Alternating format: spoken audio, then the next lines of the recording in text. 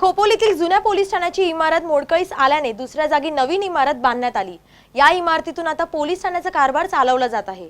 मात्र जुन्या पोलीस ठाण्याच्या ठिकाणाकडे दुर्लक्ष झाल्याने आता ते मद्यपींचा अड्डा बनल्याचे पाहायला मिळते।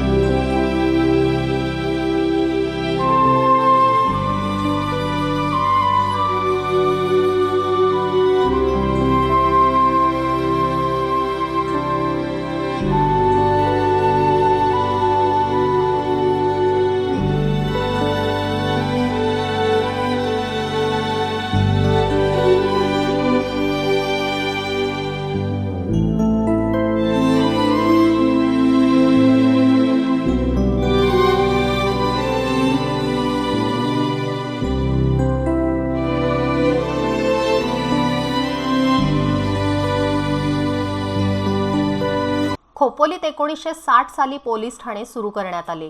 या पोलीस ठाण्याची इमारत घाटाच्या सुरुवातीला बांधण्यात आली होती। या पोलीस ठाण्यातूनच मुंबईवरील 26/11च्या दहशतवादी हल्ल्यात शहीद झालेल्या हेमंत करकरे यांनी आपल्या पोलीस कारकिर्दीला सुरुवात केली होती। याच पोलीस ठाण्यातून खोपोली आणि परिसरातील कायदा आणि सुव्यवस्था राखली जायची। मात्र ही इमारत मोडकळीस आल्याने एसटी बस स्थानकाच्या समोर नवीन इमारत बांधण्यात आली आणि तेथूनच पोलीस ठाण्याचा कारभार सुरू करण्यात आला। मात्र जुन्या इमारतीकडे दुर्लक्ष झाल्याने तिचा वापर आता मद्यपी करत आहेत। ही इमारत मद्यपींचा अड्डा बनल्याने त्या भागातून ये जा करणाऱ्या महिलांना असुरक्षित वाटतंय। त्यामुळे या दुरावस्था झालेल्या इमारतीच्या ठिकाणी एखादं वसतिगृह बांधावं अशी मागणी नागरिक करीत आहेत। आता या जागेत पोलीस विभागातला कुठले कर्मचारी येत नसल्यामुळे किंवा संध्याकाळी वॉचमन या ठिकाणी नसल्यामुळे काही मद्य किनारे काही तुकार आपण म्हणतो अशा मुलांचा या जागेत वावर असतो।